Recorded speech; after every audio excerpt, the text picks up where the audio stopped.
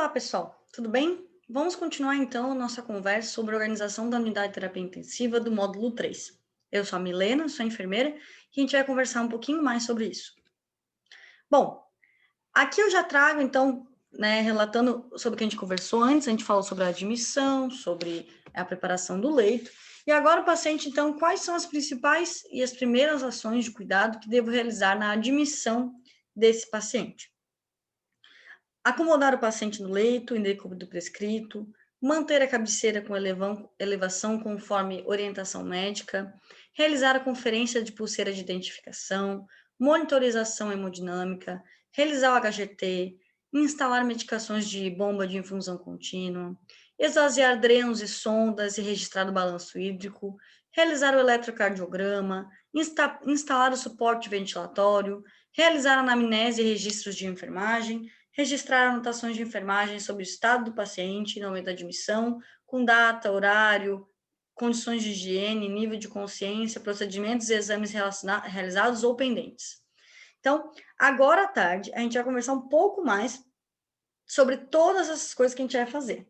Lembrando que as atribuições do técnico de enfermagem, segundo a Unicamp, o Manual de Cuidados em Terapia Intensiva da Unicamp, seria a monitorização multiparamétrica no momento da admissão, verificação da identidade do paciente e a pulseira de identificação, que deve se comportar, deve pelo menos ter o nome completo do paciente e data de nascimento, e se não tiver a pulseira, tem que se providenciar imediatamente a pulseira, identificação da folha de controles da UTI, com o nome, o box que está internado, a idade, o leito, a data da admissão, né?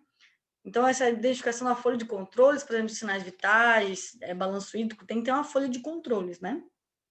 Registro dos dados vitais, com data de inserção de catéteres e sondas. Então, eu vou registrar os dados vitais, sinais vitais desse paciente, mas também conferir as datas das inserções dos catéteres e de sondas no paciente, avaliar o nível de consciência, examinação de pupila, escala de coma de Glasgow, ou, claro que se o paciente não tiver sedado, né? Se o paciente tiver sedado, não vai ser a escala de coma de Glasgow. Controle de drogas e soros, identificação dos equipos com data, então, abertura de sondas e drenos para registrar os débitos de volume e aspecto, né? Então, não adianta só botar que o paciente drenou 200 ml de urina. Eu tenho que falar como é que era esses 200 ml. Ele era amarelo citrino? Ele era amarelo escuro? Ele era laranjado? Ele tinha sangue? Ele tinha pedra? Ele tinha alguma coisa? Pus, né? Então, me informa um pouco esse aspecto. E desprezar essa diurese em caso que não tenha controle de 24 horas, né? Daí anota na folha de volumes, né? Os controles para identificar o desprezado e computar no balanço hídrico. Inclusive, se o paciente vier de centro cirúrgico, tem que se registrar o quanto o paciente perdeu dentro do centro cirúrgico, de diurese, por exemplo.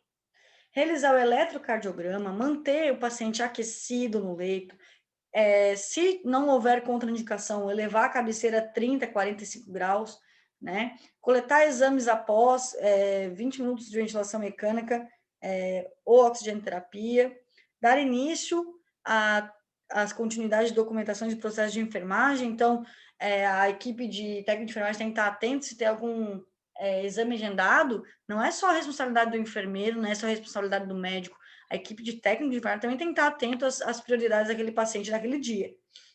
Autorizar a entrada e controlar essa entrada dos familiares, né, na acomodação para evitar desestabilizar o paciente, orientar a família sobre as rotinas na unidade e registrar a admissão ou transferência de leitos no sistema.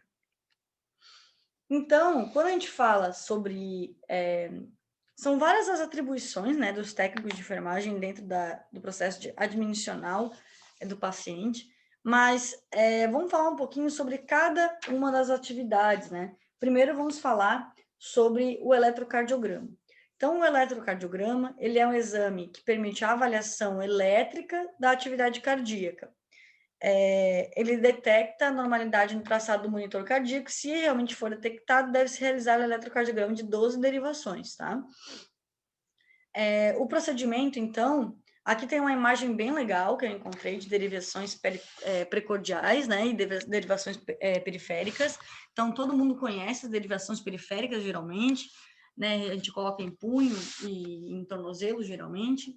E as derivações precordiais, a gente tem esses V1 até o V6, a gente vai conversar um pouquinho sobre isso. Então, o eletrocardiograma, a primeira coisa que você tem que fazer é comunicar e explicar o procedimento ao paciente. Explicar para ele que esse exame serve, é um exame não é invasivo, ele não vai sentir dor e que permite a avaliação elétrica da atividade cardíaca. Posiciona o paciente no leito em decúbito dorsal, braços paralelos ao corpo e pernas no ângulo de 30 graus, no máximo, né? A cabeceira a 0 graus ou até 45 graus, em casos de dispneia, né? Se o paciente ficar a 0 graus com dispneia, a gente eleva a cabeceira, tá? O paciente não deve encostar na grade do leito para evitar interferências.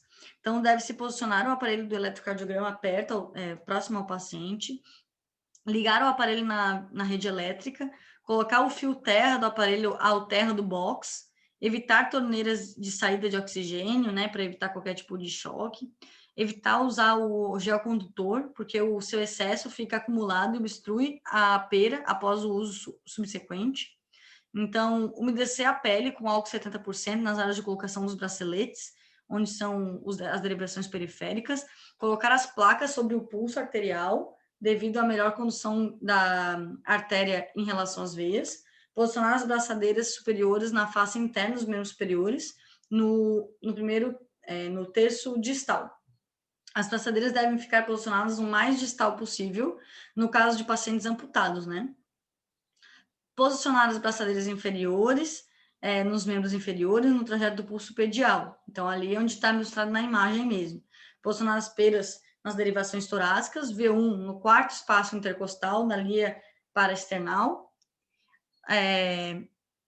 O V2 no quarto espaço intercostal, na linha paraesternal. V3, mediana entre V2 e V4. V4, espaço intercostal, linha hemiclavicular. V5, quinto espaço intercostal, linha axilar anterior. V6, quinto espaço intercostal, linha axilar média. Então, esses são os locais corretos da colocação das derivações precordiais, tá certo? Adaptar o cabo de eletrocardiograma às braçadeiras e peras, respeitar as instruções do fabricante em relação à colocação dos cabos, apertar a tecla Start, respeitando a modalidade manual automático, e caso a derivação DU apresente registro com flexão negativa para análise, pode ser que os cabos estão trocados, daí você tem que reajustar os cabos que você colocou errado, certo? Nesse caso, a indicação, inclusive, de continuar o eletrocardiograma, só reposicionar. Ativar o aparelho para registro de eletrocardiograma, até 12 derivações, que elas têm que ser registradas. Se alguma das 12 derivações não está registrando, porque, novamente, deu alguma interferência ou o cabo está errado. Caso esteja usando a modalidade automática, após o término das 12 derivações, posicione o aparelho na manual e registre 10 ciclos, se o médico solicitar. Registrar uma derivação D2 longa, se for de 10 ciclos, né? Porque os médicos querem ver isso quando é de 10 ciclos. E desligar o aparelho. Retirar as peras, né? As braçadeiras, retirar o fio terra, realizar a desinfecção das braçadeiras com álcool 70%, reposicionar o paciente. Importante, identifica esse eletrocardiograma. Escreve ali o nome do paciente, a data de nascimento e o leito que está internado na UTI. Por quê? Porque é um papel que vai ficar solto. E você tem que colocar esse papel lá no prontuário, né? Que está no prontuário. Porque senão ele se perde muito fácil, tá? Então, aqui tem mais algumas questões que eu já botei para escrito para vocês lerem, caso vocês pausem para copiar, tá? E é desse jeito que sai um resultado de eletrocardiograma. Então, pontos de risco no procedimento do eletrocardiograma. Evitar usar o geocondutor, porque o seu excesso fica acumulando e obstruindo a pera após o uso. E a cabeceira, que não pode ser muito baixa se o paciente apresentar dispneia. O paciente não deve, inclusive, se encostar às grades do leito, porque isso pode gerar interferência no eletrocardiograma. No mais, é um procedimento tranquilo, simples. A primeira vez que você faz, você fica com dúvida por causa da máquina, né? Do start, das derivações, mas depois se torna muito fácil. Bom, agora outra coisa que você faz quando você admite o paciente é a monitorização, né? A monitorização é um processo contínuo e diário, envolve 3 componentes básicos: coleta de dados, análise e interpretação de dados e tomada de decisão. Então, toda vez que você registra ali no sistema, o paciente apresenta PA de tanto, não sei o que de tanto, pressão de tanto, frequência respiratória de tanto, você está dando dados, está coletando os dados. Então, a função principal do técnico de enfermagem é passar com fidedignidade e confiança os dados coletados. Porque se você me coletar um dado que é mentira, se você adivinhar para mim um valor e botar para mim, você vai estar provocando a possível desestabilização desse paciente e o óbito desse paciente, porque você está informando um dado errado. Então, a primeira responsabilidade, o primeiro componente da monitorização, que é a coleta de dados, é responsabilidade quase que única do técnico de enfermagem, que vai ficar alimentando o sistema. Então, geralmente os horários são padronizados na verificação de sinais. Geralmente em UTI é de 2 em 2 horas, mas pode ser de 4 em 4, depende da UTI. Nas UTIs que eu trabalhei eram de 2 em 2 horas. Só em caso de intercorrência que a gente fazia o registro antes, né? Um registro adicional. Os dados obtidos numa monitorização é a frequência cardíaca, a frequência respiratória, temperatura, pressão arterial, eletrocardiograma, oximetria, gasometria, entre outros. Então, mas a gasometria não é o técnico que faz. Não é o técnico que coleta gaso. Eu sei que não é, mas eu estou informando para vocês que também, nesse momento da monitorização, é coletada essa informação. Quais os objetivos da monitorização? Adquirir os dados fisiológicos, transmitir esses dados, armazenar e organizar os dados, integrar e correlacionar os dados, fornecer alertas clínicos, funcionar como uma ferramenta para tomar decisão. Então, em geral, é sim para feedback de uma eficácia clínica. Então, se eu estou fazendo uso de uma medicação vasoativa, esse paciente ele tem um resultado esperado dessa medicação. Se eu estou dando dados de sinal vital que não é compatível com o resultado esperado daquela medicação, é porque a minha eficácia clínica está comprometida, né? Então, é nesse sentido que a gente faz a análise. Mas o que isso tem a ver com a organização da unidade? Tem tudo a ver, porque a organização envolve não só espaço, não só equipamento, envolve pessoas. Então, as pessoas têm que saber o que elas têm que fazer, né? Inclusive, aqui, eu coloco essa imagem que mostra realizar visita à beira-leito, avaliar essa condição desse paciente, levantar as possíveis necessidades. Isso é raciocínio clínico. Não é só o enfermeiro que é responsável pelo raciocínio clínico. Pensar é uma capacidade humana. Todos nós temos que pensar. Então, todos nós temos que avaliar se aquele paciente ele está... isso, claro que com o tempo, né, numa unidade de terapia intensiva, o técnico de enfermagem vai desenvolvendo essa habilidade, né? Mas é algo que, sim, é importante, se você está se especializando nessa área, entender que a responsabilidade clínica de raciocínio é também do técnico de enfermagem. Daí também tem as outras questões que eu vou trabalhar depois, que é a PVC, a PAI, a PIA, né? Então, a gente vai falar um pouquinho sobre elas. Aqui eu mostro uma questão bem interessante, que é a variedade de dados que os médicos utilizam para tomar uma decisão. Então, como que eu sei que o que eu faço é visto, Milena? Se eu sou técnica de enfermagem, como que eu sei que o que eu faço é visto? Você sabe por quê?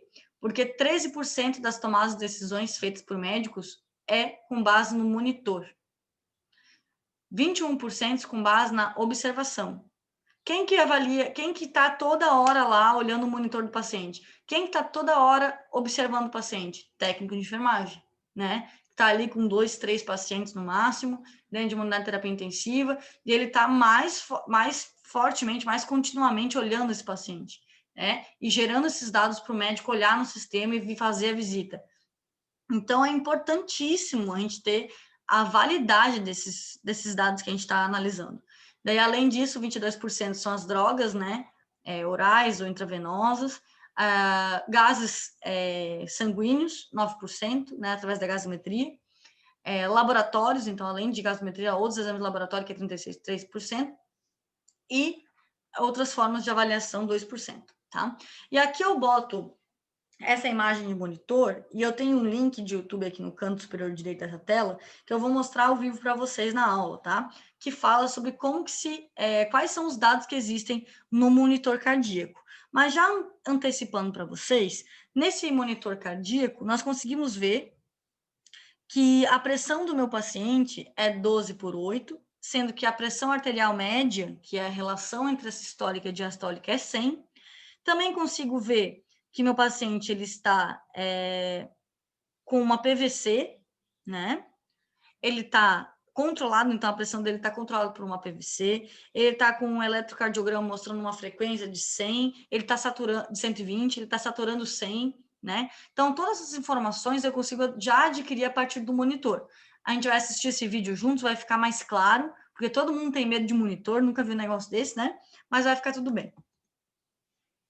Vamos falar então sobre a monitorização cardíaca, né? A gente fala que a monitorização cardíaca na UTI ela não é invasiva, porque são esses eletrodos que a gente coloca no tórax do paciente e eles vão ficar mostrando para mim a frequência desse coração, né? Então, é um registro da atividade elétrica cardíaca na superfície do tórax, de forma contínua e em tempo real, através de um aparelho, o monitor cardíaco, que é essa imagem que eu botei. Então, o objetivo da monitorização cardíaca é estabelecer os critérios e as práticas para orientar a equipe de enfermagem sobre a monitorização cardíaca contínua não invasiva, avaliando as possíveis alterações em tempo hábil, em tempo real, inclusive, permitindo o estabelecimento de uma terapia adequada imediata. Todos os pacientes internados na UTI devem ser monitorizados continuamente, independente do seu estado clínico, tá certo? Então, não existe paciente em UTI que não esteja monitorizado. O material que eu preciso para monitorizar um paciente, o monitor cardíaco, eu preciso de umas gases para poder ter certeza que não tá livre de sujidades, né? Uma solução de séptico para limpar, caso seja necessário.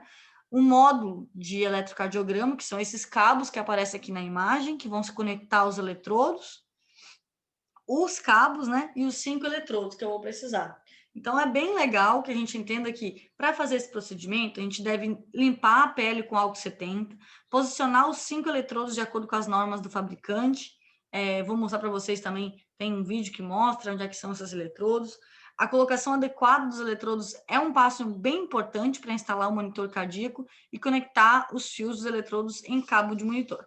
O problema mais comum na monitorização são as interferências elétricas, desconexão de um cabo a um eletrodo, irritação cutânea, alarme falso de bradicardia causados por mau contato entre a pele e o eletrodo devido à sudorese excessiva ou ressecamento da geleia condutora, que é o que tem aquela coisa que cola no eletrodo. Alarmes falsos de taquicardia causados pela mudança de posição do paciente ou ocorrência de tremores musculares, né? Quem nunca correu no paciente que o monitor acusou como parada, chega lá e ele não está em parada, era só o eletrodo que estava fora do lugar ou estava errado, né? Então, o que a gente deve fazer quando a gente vê uma alteração no monitor cardíaco? Nós temos que comunicar essa alteração dessa normalidade. Nós não precisamos ter a capacidade de entender qual a normalidade é, mas a gente precisa sim entender que aquilo não é normal, aquele traçado elétrico não é normal. Os monitores utilizados com essa finalidade devem ser dotados de sistemas de alarmes visual e sonoros para alteração quando houver alteração de frequência, de ritmo ou ocasionar defeito técnico na aparelhagem. Os eletrodos de monitorização devem ser substituídos e serem alternados de posicionamento de fixação a cada 24 horas, por ocasião de higiene, às vezes pode acabar caindo, né? Mas tem que ter pelo menos uma distância de 2 centímetros do local anterior, com finalidade de evitar a irritação da pele.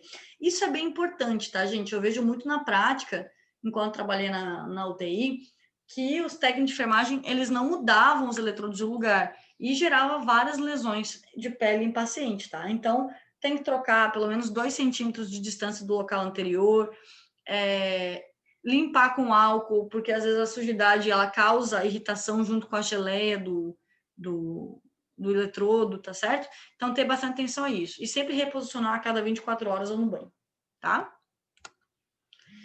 Bom, agora vamos falar sobre a pressão arterial.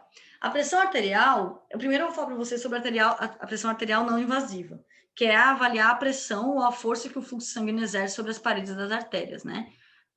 Para fazer esse procedimento, vocês vão ver que na imagem aparece bem certinho. Tá o esfigmo no meu paciente, os eletrodos lá no tórax dele, olha que legal. E esse esfigmo ele está conectado a um cabo que vai ser conectado ao monitor. Então, o meu monitor ele vai estar programado para verificar a pressão do meu paciente a cada 2 horas ou a cada 4 horas, mas eu também posso provocar uma verificação de pressão na hora que eu quiser.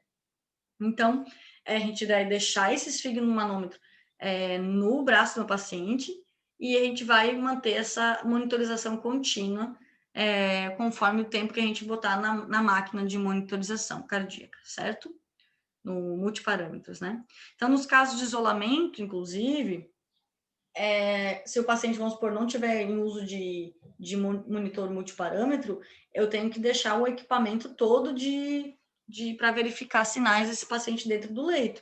Então, eu não posso ficar caminhando pela unidade com o oxímetro, não posso ficar caminhando pela unidade com o estetoscópio, tudo tem que estar dentro desse leito, tá? Só mesmo para lembrar vocês.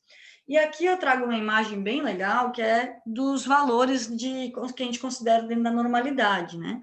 Então, vamos botar aqui uma pessoa adulta, né, de 17 a 50 anos, o valor dentro da normalidade de sistólica é 120 milímetros de mercúrio e diastólica 80. O que não é normal? Né? Se a gente for falar aqui, ó, uma classificação diagnóstica de hipertensão arterial em pessoas maiores de 18 anos. Então, normal seria a diastólica menor que 85 e a pressão sistólica menor que 130. Se a minha pressão diastólica for entre 85 e 90 e a minha sistólica entre 130 e 139, é um normal limítrofe. Então, é normal ainda, pressão até 140 por 90 é normal, mas tem que se ter atenção. Porque quando se torna de 140 a 159 a sistólica e de 90 a 99 a diastólica, começa aí uma hipertensão leve, que a gente chama de hipertensão estágio 1. Depois passa de 160 a 179 sistólica, de 100 a 109 diastólica para hipertensão moderada, depois acima de 180 por 110, hipertensão grave, e depois de acima de 140, abaixo de 100, e tem a hipertensão sistólica isolada, né, que a gente fala, que é uma pressão, apenas a sistólica está fora da normalidade, a diastólica não está. Então, ficar atento a isso também. Bom, sobre a oximetria de pulso, vamos lá. É um método seguro, não invasivo e de baixo custo, utilizado em pacientes que necessitam de monitorização respiratória contínua e é feito através da mensuração da saturação de oxigênio. É recomendada para qualquer paciente que tiver com risco de hipoxemia, né? Então, risco respiratório. O material é um monitor multiparâmetros, né? Um módulo de saturação de oxigênio e um cabo de sensor para oximetria. Esse cabo ele tem que estar conectado no monitor. Se ele não tiver, ele não vai verificar. Mas o que geralmente acontece, tá, nesse processo, que pode dar errado, é o paciente tirar o oxímetro ou o oxímetro cair. Acontece o tempo inteiro, né? Parece que o paciente tá com a frequência 30, na verdade não, tá sem frequência cardíaca, não, né? Ele tem frequência cardíaca, só que o dispositivo caiu. Então, a oximetria de pulso deve ser instalada em todos os pacientes. O sensor, ele é descartável, tem alguns sensores de oximetria que são descartáveis, no caso do lugar que eu trabalhava, não. Ele só era higienizado, né, com álcool, sempre, a cada 12 horas, 24 horas, obedecendo um rodízio de local de colocação. Então, você não deve colocar um oxímetro de pulso num lugar e deixar para sempre, né? Espero que todo mundo saiba disso. Por que não? Porque isso gera lesão por pressão por dispositivo médico. Então, não se pode. Pode acontecer entre um paciente ou outro, depois de limpo, o sensor deve ser limpo pelo menos com álcool 70, né? 3 vezes por dia. É isso que a gente espera que ele seja, né? A gente vê isso na realidade? Eu não vi isso na realidade. Eu nunca vi um técnico ou um enfermeiro limpar 3 vezes um oxímetro. Só que o que eu faço, né? O que eu fazia quando eu era enfermeiro? Toda vez que eu ia passar minha visita, que eu passava 2 vezes pelo menos no leito, eu tirava o oxímetro, higienizava o dedo, higienizava outro e trocava de dedo o oxímetro. Então, sempre tem esse cuidado de ficar trocando de posição para evitar essas lesões, tá? E aqui eu coloco, então, o que ele indica. Ele indica a saturação de oxigênio e a mudança de perfusão dos tecidos, sendo obrigatória a monitorização intraoperatória, por exemplo, né? E aqui eu coloquei uma tabela bem interessante que mostra a mediana de saturação de oxigênio em diferentes momentos de avaliação de cada coloração de esmalte. Então, tem pessoas que falam, né, a gente ouve isso muito na assistência, tem que tirar o esmalte do paciente porque ele vai desaturar, não vou poder ver, ou não vai dar a saturação correta. O que acontece? Foi feito um estudo, tá, quantitativo sobre isso, e mostrou que pessoas com esmalte vermelho têm realmente um decréscimo de 100% para 97%, mas o grupo controle manteve a saturação de 98%, então não é tão relevante.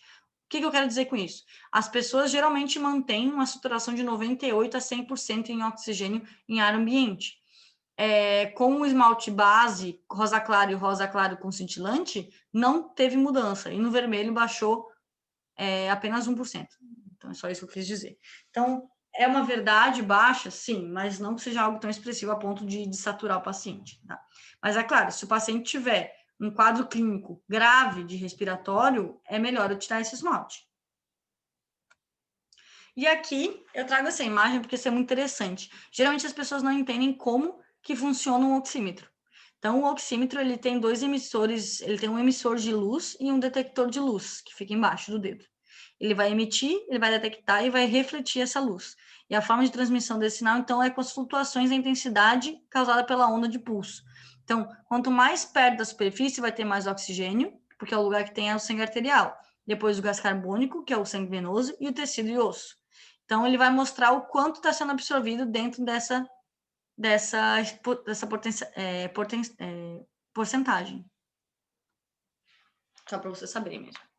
Bom, termômetro. O termômetro é isso aqui, gente. Não sei se vocês já viram um termômetro de uma UTI. Esse aqui é o monitor multiparâmetros e todo o material que vem dentro. Ó. Tudo que tem que ter, né? O material de PA, os materiais de frequência cardíaca, né? Para monitorização cardíaca, oxímetro, e ali está o termômetro. O termômetro é exatamente essa bolinha, né? No termômetro de UTI. E ele não parece um termômetro. Então, por isso que eu botei essa imagem para vocês, caso alguém não conheça, agora está conhecendo. Ele também, nesse caso, ele não é invasivo. Existem termômetros invasivos, tá? Se for uma curiosidade de vocês, eu posso falar sobre isso, mas, enfim, existem termômetros invasivos. O que eu estou mostrando para vocês não é.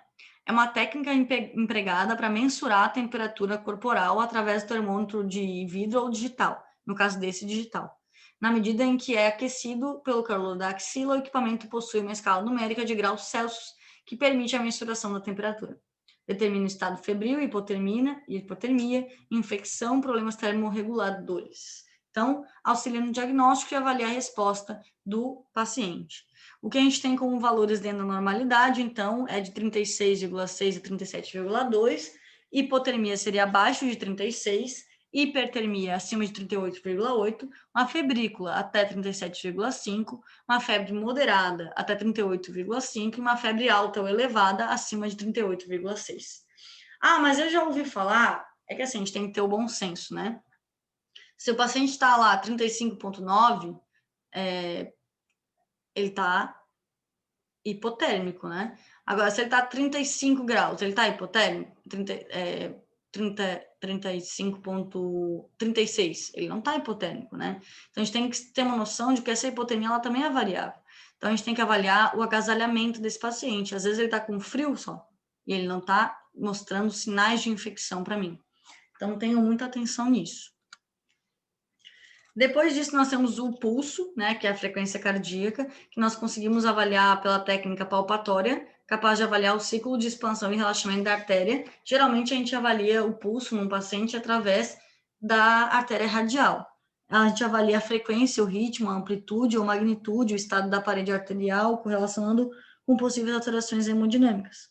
Então, é óbvio que o nosso monitor multiparâmetro ele vai me dar a frequência frequência cardíaca, mas é interessante eu ver qual o ritmo dessa frequência, qual a amplitude, qual a magnitude, né? Eu consigo perceber isso se eu colocar o meu dedo ali na radial, então é legal. A compressão exagerada vai prejudicar, então, e vai impedir minha avaliação. Caso o paciente esteja em decúbito dorsal, o braço tem que estar reto ao longo da lateral do corpo, com o punho estendido e reto, né? O cotovelo tem que estar estendido, né? Esse paciente deitado. Nunca utilizar o polegar para palpar, né? Não sei se vocês sabem disso, mas a gente não pode verificar o pulso de uma outra pessoa com o nosso polegar, porque a gente vai verificar o nosso próprio pulso, não o pulso do paciente, tá? Porque nós temos uma artéria bem superficial no dedo polegar, então a gente vai verificar o nosso pulso. Interessante, né? A gente tem que também entender que às vezes a gente não consegue verificar o pulso quando a sistólica é inferior a 80, então ter ali a noção de outros valores de sinais vitais, além do próprio pulso, né? E aqui eu coloco para vocês os valores de referência. Então, bradicárdico é o paciente que apresenta frequência, batimentos por minuto inferior a 60. Normocárdico é de 60 a 100 batimentos por minuto. E o taquicárdico é acima de 100 batimentos por minuto, certo? Se eu correr e tiver batimentos de 120 batimentos por minuto, né? É porque eu estou correndo, né? Não é porque eu estou alterada. Então, o pulso pode ser cheio, né? Ou normal, que é uma palpação fácil, ele está cheio, eu sinto ele com facilidade. Ele pode ser filiforme, ou também a gente chama de fraco, um pulso fraco, que é uma palpação difícil, que a gente perde muito fácil aquela palpação. E ele pode também ser ausente, quando o paciente não tem pulso. Ele pode ser dicrótico, que é o examinador tem a impressão de 2 batimentos. Não sei se vocês já tiveram essa experiência. Enfim, só lembrando para você, então, que existe a normocárdico, o bradicárdico e o taquicárdico, principalmente, né? E a frequência respiratória, ela a verificação da frequência respiratória é uma técnica empregada para avaliar indiretamente a função respiratória do paciente, contando os movimentos respiratórios responsáveis pela troca de gases entre os organismos e o meio exterior. Então, avalia possíveis problemas respiratórios ou hemodinâmicos com manifestação respiratória. O que a gente tem que fazer? Por que serve isso, né? Porque a gente mantém o paciente em repouso na cadeira ou deitado, e a gente tem que ter certeza que ele está calmo, que reduz a ansiedade dele para poder verificar. Porque se ele estiver ansioso, ou se ele não estiver calmo, se ele estiver agitado, ele vai alterar a frequência respiratória dele. Então, observe esses movimentos respiratórios abdominais ou torácicos por 1 minuto completos, né? Se ele não tiver, óbvio, em ventilação mecânica, que daí a ventilação mecânica vai determinar quantas vezes vai respirar, né? Se ele estiver respirando espontaneamente ou através de um dispositivo não tão invasivo, a gente consegue, então, avaliar a frequência respiratória dessa maneira. Então, a gente vai verificar essa frequência respiratória e às vezes a gente finge que está verificando o pulso, que daí o paciente se concentra em outra coisa. A gente pode determinar a frequência respiratória como normal ou eupneico, dentro dos valores normais, bradipneico, abaixo da normalidade, e taquipneico. Mas eu já ouvi falar que existe a dispneia. Dispneia, ela não está necessariamente relacionada à frequência respiratória, ela está relacionada à presença de esforço respiratório. Então, eu posso ter esforço e estar normopneica, eu posso ter esforço e estar taquipneica, ou eu posso ter esforço e estar bradipneica, certo? E aqui eu coloco para vocês os valores normais, né, pela Organização Mundial da Saúde, na Sociedade Brasileira de Pneumologia. E acima de 8 anos de idade, a gente considera que, principalmente adultos, né, a gente considera que o normal é de 15 a 25 movimentos respiratórios por minuto, tá certo? Tá. E aqui o último, para falar para vocês sobre a dor, que é o 5º sinal vital, né? A Agência Americana de Pesquisa e Qualidade em Saúde Pública e a Sociedade Americana de Dor descrevem que a dor é o 5º sinal vital, devendo ser avaliado e registrado como os outros sinais vitais. Tá? Assim como qualquer outro, ele também é importante. Em decorrência dessa ênfase, as instituições de saúde têm atualmente introduzido a avaliação de dor no 5º sinal vital. A dor é definida como uma experiência sensorial e emocional desagradável associada a um dano real ou potencial dos tecidos, ou descrita em termos de tais danos. Vários métodos são utilizados para mensurar a sensação da dor. Alguns instrumentos avaliam a dor pela qualidade, outros pela questão de intensidade, e outros consideram pela experiência composta por fatores afetivos, emocionais e sensitivos. Então, aqui eu mostro apenas um exemplo, né? Na verdade, são dois. Um que é visual, que eu consigo ver um rostinho feliz, até um rostinho bem triste, mostrando para mim se estou com muita ou pouca dor, ou se eu não tenho dor, né? E também por número, né? De 0 a 10, qual é a minha dor? Se ela existe, né? Considerando 10 a pior dor que existe e 0 a não existir dor. Bom, além disso tudo, a gente também deve, quando o paciente é admitido, verificar a glicemia capilar desse paciente. Coletar a glicemia capilar é a coleta de uma gota de sangue capilar por meio de uma punção de monitorização dos valores glicêmicos. Monitorar o nível de glicose sanguínea torna-se, então, fornecer um parâmetro para a prescrição de insulina, né? Se analisa a eficácia de um plano alimentar, o uso de um medicamento que pode estar aí invadindo, né, implicando na alteração da glicemia. Então, essa imagem mostra bem claro, né? Deu uma picadinha ali no dedo, e daí vai coletar o exame pelo dispositivo que a gente conecta no HGT, e você consegue avaliar essa glicemia. A indicação principal para realizar esse procedimento são pacientes com hiperglicemia, ou seja, diabéticos, pessoas com doenças no pâncreas, mas também pessoas com hipoglicemia, pré-operatórios, pós-operatórios, pacientes críticos, né, em UTI, e em jejum alimentar, tá? Então, a gente deve fazer em todos esses casos. Como que a gente faz? A gente deve limpar a polpa digital do dedo, eleger um dedo, né? Então, a gente elege geralmente os 3 últimos dedos da mão. A gente evita o dedo indicador e o dedo polegar, até inclusive o terceiro dedo do meio, a gente evita por fazer o movimento de pinça. Então, a gente sempre dá prioridade para os 2 últimos dedos, 3 a 2 últimos dedos. Daí a gente vai limpar com álcool 70, aguardar secar, porque se a gente não aguarda secar, pode dar erro no exame por alteração na coleta do exame, tá? Então, bem importante. E aqui eu trago as metas glicêmicas que variam de acordo com a idade e comorbidades existentes. Eu já aviso isso, porque, sim, tem diferenças, né? Se eu não posso considerar que todos os adultos são iguais. Se um tem diabetes e o outro não vai dar certo, né? Então, os adultos é menor que 100, se ele tiver pré-prandial, ou seja, ele não tiver comido, ou pós-prandial, que depois que já comeu, menor que 160, né? Se eu acabei de comer. Então, a gente sempre tem que considerar isso. A média é ali 120, né? Depois de comer, 130, né? Porque o paciente vai estar produzindo essa insulina, tá certo?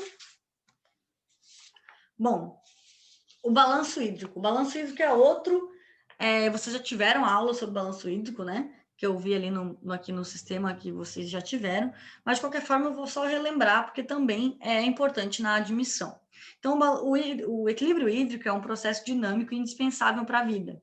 Há mecanismos de adaptação que regulam esses processos, o que depende da ingestão de eliminações de água, da distribuição no organismo e da regulação das funções renais e pulmonares. Em condições homeostáticas, a totalidade de líquidos corporais e a concentração dos eletrólitos e minerais permanecem relativamente constantes. Contudo, continuamente há uma troca de líquidos e solutos com o ambiente externo e entre os diferentes compartimentos do corpo. Assim, a ingestão de líquidos é equilibrada pela eliminação dos mesmos, evitando o aumento ou a diminuição da quantidade de líquidos no organismo. Desse modo, o registro adequado dessa equação, de quanto que eu estou ingerindo para quanto que eu estou perdendo, é importante para tomar decisões terapêuticas assistenciais.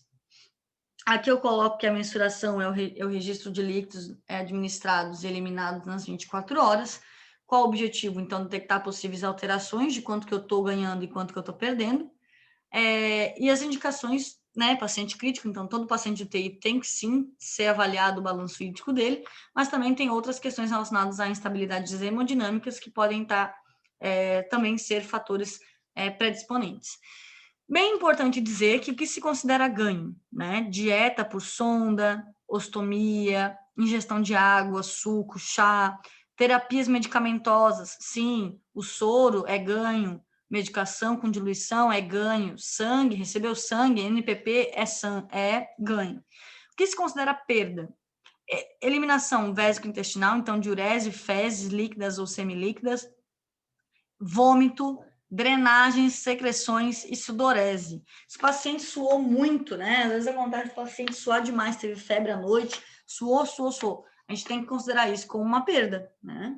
Então, e a gente fala, vocês devem ter ouvido, quem já trabalha em UTI ou de repente em unidade, deve ter ouvido o médico falar no round assim, paciente deu balanço positivo, ou paciente deu balanço negativo. O que significa? O balanço positivo é quando tem retenção de líquido. O balanço negativo é quando tem perda de líquido, tá certo? Quando a gente está perdendo líquido.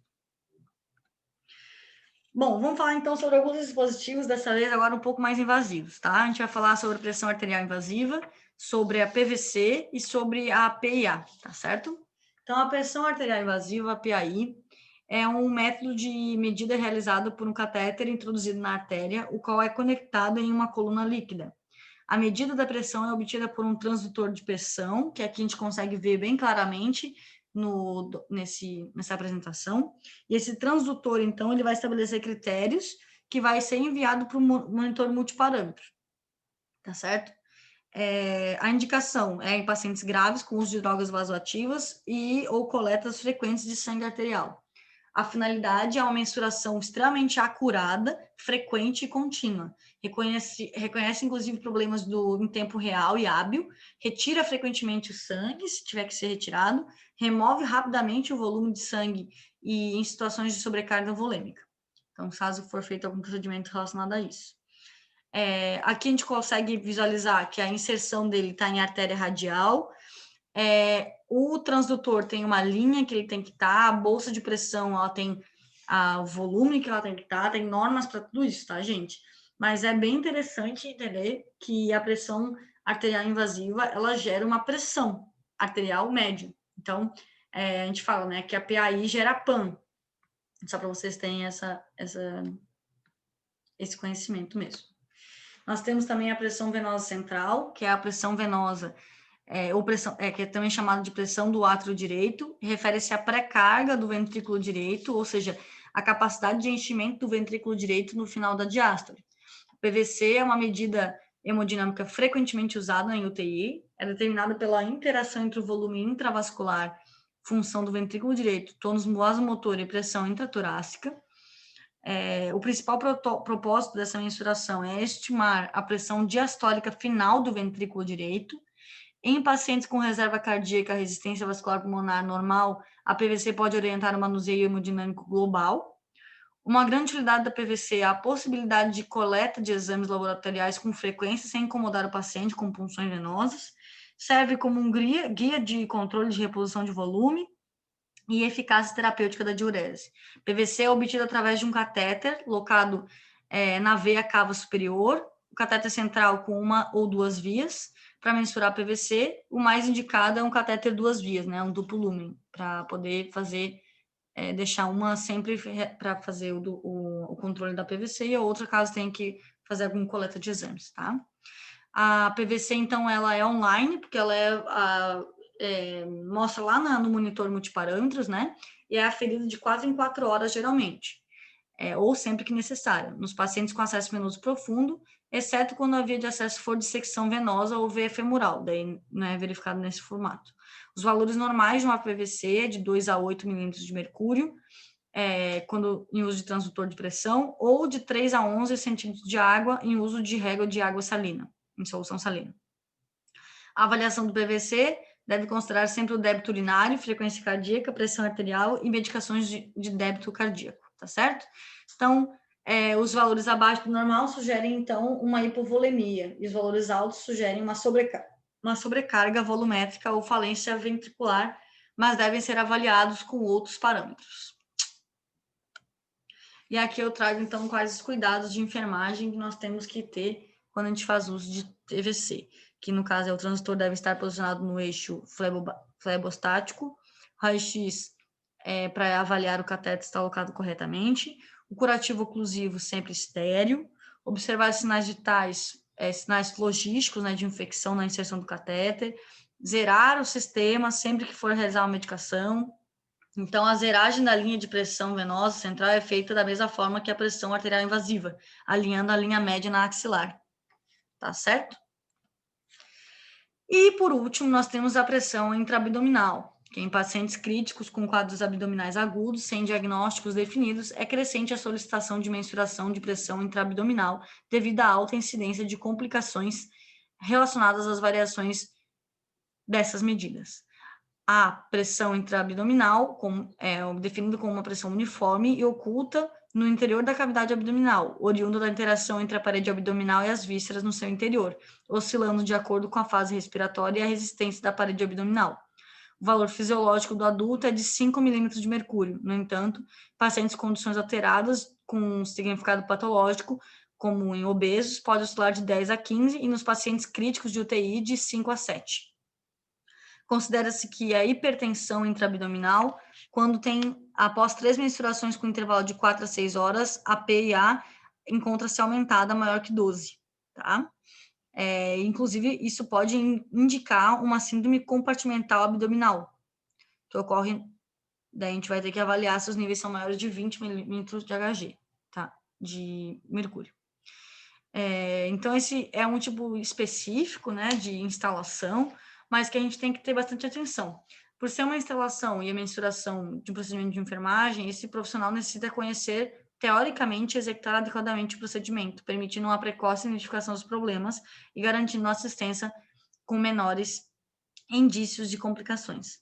Para que isso ocorra, são necessários profissionais capacitados, então sempre é importante a gente seguir a conduta médica, mas também ser capacitado para ter certeza que tudo vai ficar certo com o nosso paciente, tá bom? E prestar o melhor cuidado possível. Então, por isso, agora a gente vai dar um tempo, então, para vocês absorverem tudo que a gente conversou, e depois a gente retorna para tirar algumas dúvidas. Até mais!